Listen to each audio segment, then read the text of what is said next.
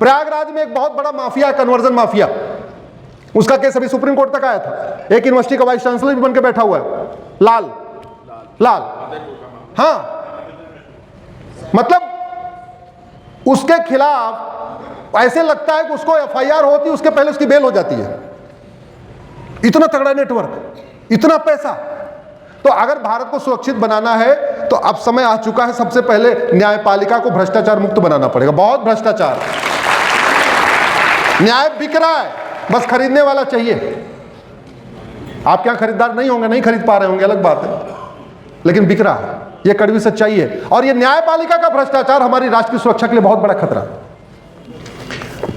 दूसरी, section 113 act of terrorism, यह धर्मांतरण एक्ट ऑफ टेररिज्म है। मुगल क्या करने आए थे, जोर से बोलिए जरा। सत्ता के लिए नहीं आए थे, यह हमें झूठ पढ़ाया गया। मुगलों का लक्ष्य था यहां कन्वर्जन करना।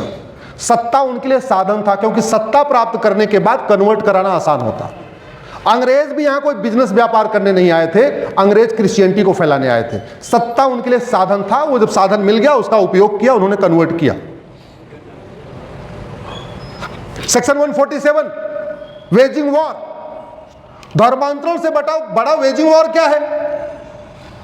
सेक्शन 152 संप्रभुता के लिए खतरा, एकता अखंडता के लिए खतरा। धर्मांतरण से ज्यादा एकता अखंडता के लिए क्या खतरा है। 26/11 किसने किया था, जोर से बोलिए जरा।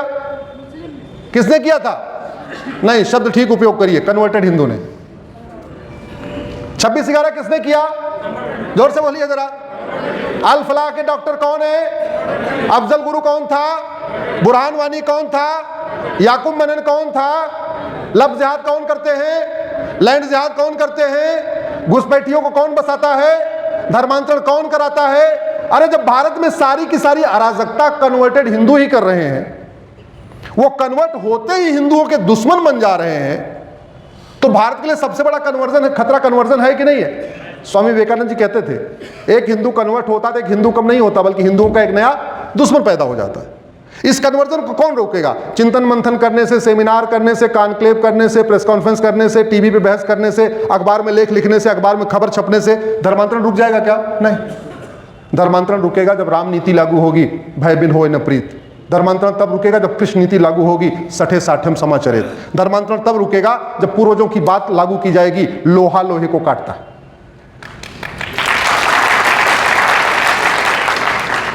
मैं पूरी जिम्मेदारी के साथ कह रहा हूं, धर्मांतरण को एनएसए को बदलिए, धर्मांतरण को राष्ट्र की सुरक्षा के लिए खतरा घोषित करिए।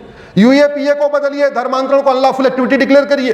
सेक्शन 111 बीएनएस बदलिए, धर्मांतरण को ऑर्गेनाइज्ड क्राइम डिक्लेयर करिए। सेक्शन 113 को अमेंड करिए, धर्मांतरण को एक्ट ऑफ टेररिज्म डिक्लेयर करिए। सेक्शन 147 बदलिए, धर्मांतरण को वेजिंग वॉर डिक्लेयर करिए। सेक्शन 152 बदलिए, धर्मांतरण को भारत की संप्रभुता, एकता, अखंडता के लिए खतरा घोषित करिए। धर्मांतरण कराने वाले मिशनरी और जिहादियों का narco polygraph brain mapping test करने, 100% प्रॉपर्टी जब्त करने, नागरिकता खत्म करने और साल भर के अंदर उनको 20-50 साल सजा देने के लिए कानून बनाइए।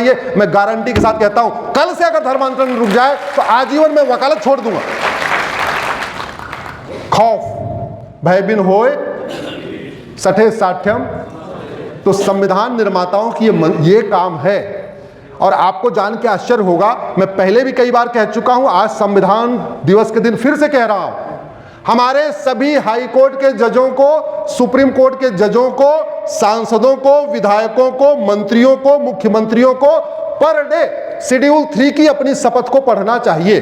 उन्होंने शपथ किया लिया है कि मैं भारत की संप्रभुता की रक्षा करूंगा, मैं भारत की एकता अखंडता की रक्षा करूंगा। और संप्रभुता के लिए जो सबसे बड़ा खतरा है, लफ्ज़ जिहाद, लैंड जिहाद, धर्मांतरण, घुसपैठ, जनसंख्या विस्फोट है। भारत की एकता अखंडता के लिए जो खतरा है, लफ्ज़ जिहाद, लैंड जिहाद, धर्मांतरण, घुसपैठ, जनसंख्या विस्फोट। और एक बात और भी याद रखिए, कोई व्यक्ति 5 लाख वोट से विधानसभा जीत ले, 10 लाख वोट से लोकसभा जीत ले, वो विधायक, सांसद नहीं कहलाएगा जब तक कि वो संविधान की शपथ नहीं लेगा। जब तक शपथ नहीं लेगा तब तक उसको न वेतन मिलेगा, न भत्ता मिलेगा, न गाड़ी बंगला, free air ticket, free rail ticket, कुछ भी नहीं मिलेगा। सब कुछ मिलता है हमारे आपके टैक्स के पैसे से। क्यों? क्योंकि वो शपथ लेता है कि मैं निष्ठापूर्वक भारत की एकता, अखंडता, संप्रभुता की रक्षा करूंगा। दुर्भाग्यवश इस कार्य में वो अपनी शपथ में फेल हो रहे हैं, वो अपनी शपथ तोड़ रहे हैं। इसलिए हमें सबको आग्रह करना चाहिए, माय लॉर्ड अपनी शपथ पढ़िए, माननीय अपनी शपथ पढ़िए, आदरणीय अपनी शपथ पढ़िए। भाई साहब तो चीफ स्टैंडिंग काउंसिल हैं, अब आप इसकी शुरुआत इलाहाबाद से कर दीजिए। बोलना पड़ेगा। वैसे मैं आपको बता दूं, बीच बीच में जब देखता हूं मेरी PIL पे माय लॉर्ड का ध्यान इधर से उधर जा रहा है, तो मैं इनको सीधे शेड्यूल 3 पे ले आता हूं। पहले एक बार शेड्यूल 3 पढ़िए, उसके बाद हम आगे बहस करेंगे।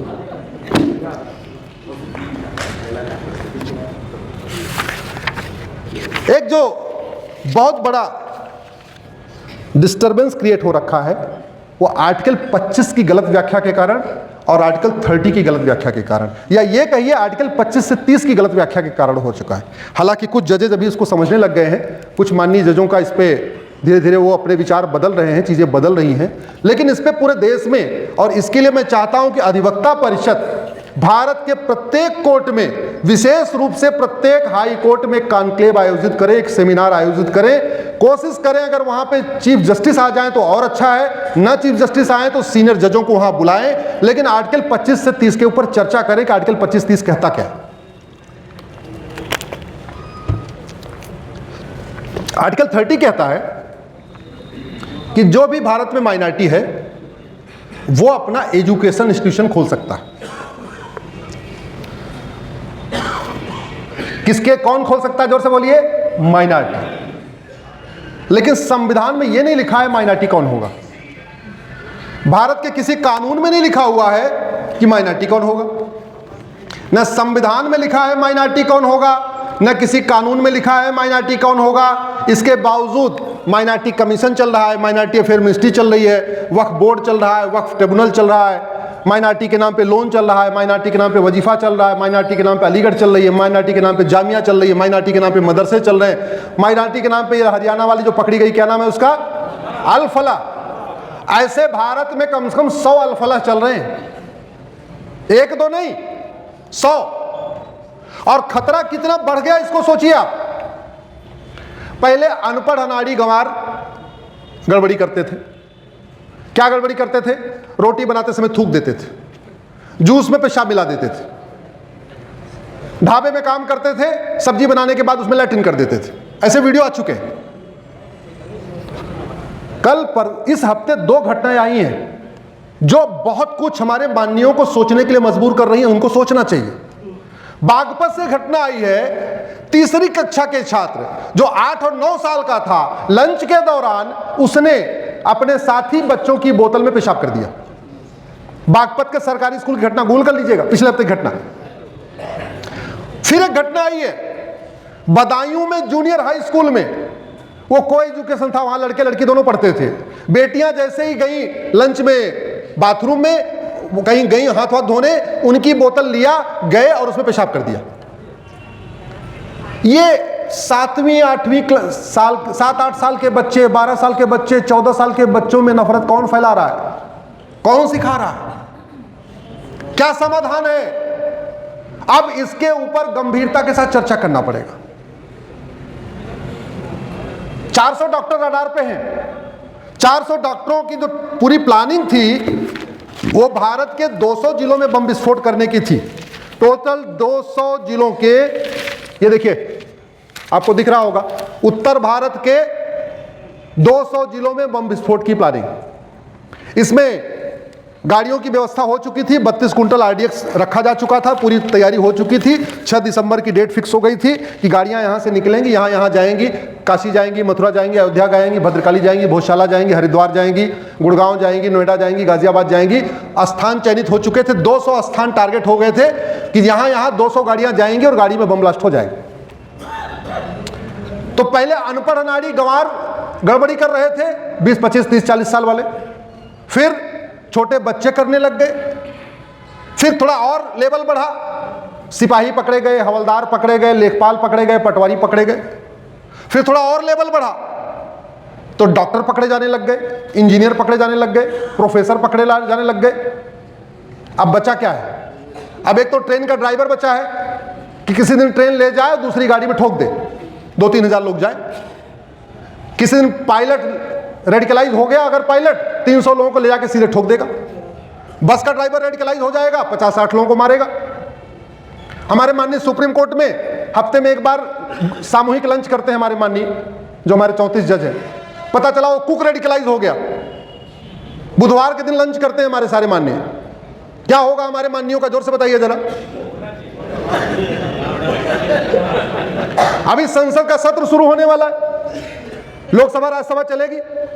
अगर वो संसद के जो पार्लियामेंट कैंटीन है उसका कुक रेडिकलाइज हो गया तो क्या होगा? आपके विधानसभा का कुक अगर रेडिकलाइज होगा तो क्या होगा? आपके सचिवालय का कुक रेडिकलाइज होगा तो क्या होगा? अभी वहां पकड़ा गया, एक डॉक्टर पकड़ा गया जिसने 1 कुंटल ऐसा जहर बनाया था जो 10 लाख लोगों को मार सकता था।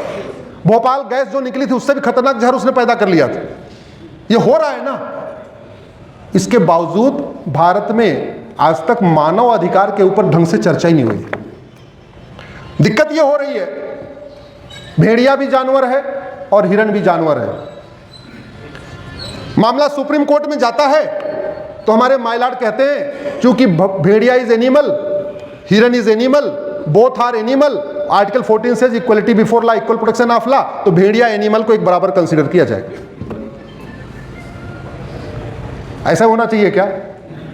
आम भी पेड़ है, बबूल भी पेड़ है, लेकिन हमारे माइलॉर्ड कह रहे हैं आम भी ट्री है, बबूल भी ट्री है, equality before law, equal protection of law, इसलिए जितना खाद पानी आम को देना उतना खाद पानी आपको बबूल को देना पड़ेगा। तो इसका मतलब ये हुआ कि अभी जो बबूल के कांटे छोटे छोटे हैं, जैसे खाद पानी पाएंगे बड़े बड़े कांटे हो जाएंगे। समस्या बढ़ रही है कि घट रही है?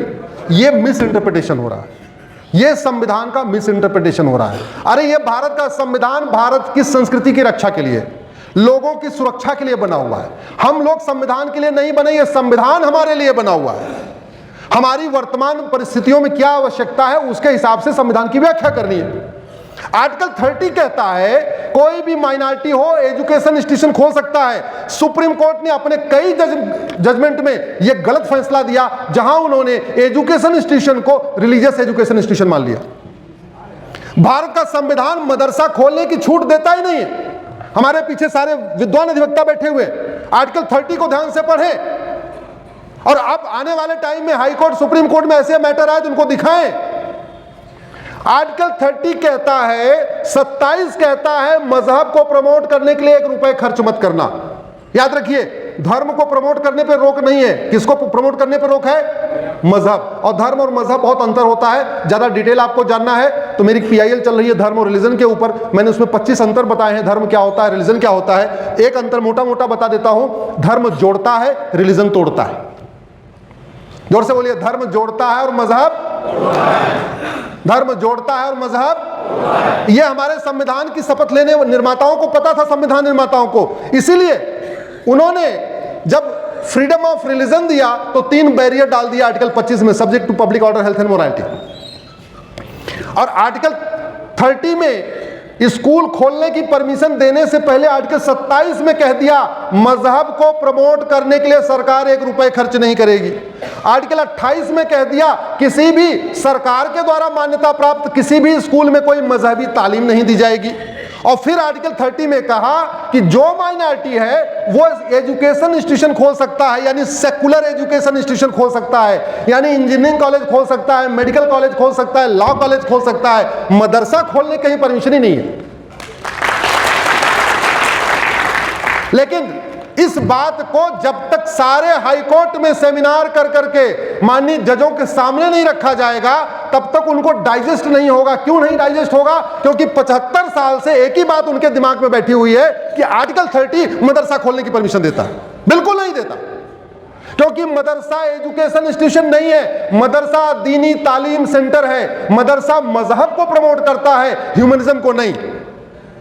मदरसा वसुधैव कुटुंबकम नहीं सिखाता, मदरसा नारी तू नारायणी नहीं सिखाता, मदरसा सर्व मंगल मांगल्य नहीं सिखाता, मदरसा सर्वे भवन्तु सुखिनः नहीं सिखाता, मदरसा सबका कल्याण हो ऐसा नहीं सिखाता, मदरसा इक्वलिटी जस्टिस लिबर्टी फ्रेटर्निटी नहीं सिखाता, मदरसा नेशनल इंटीग्रेशन नहीं सिखाता, मदरसा आजादी नहीं सिखाता।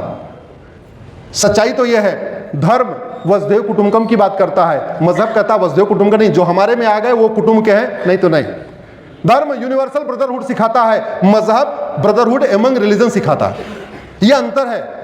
लेकिन इसके ऊपर चर्चा नहीं हुई, इसलिए मैंने एक PIL फाइल किया कि सबसे पहले ये जो माइनॉरिटी कमीशन एक्ट बना हुआ है इसको ख़त्म किया जाए।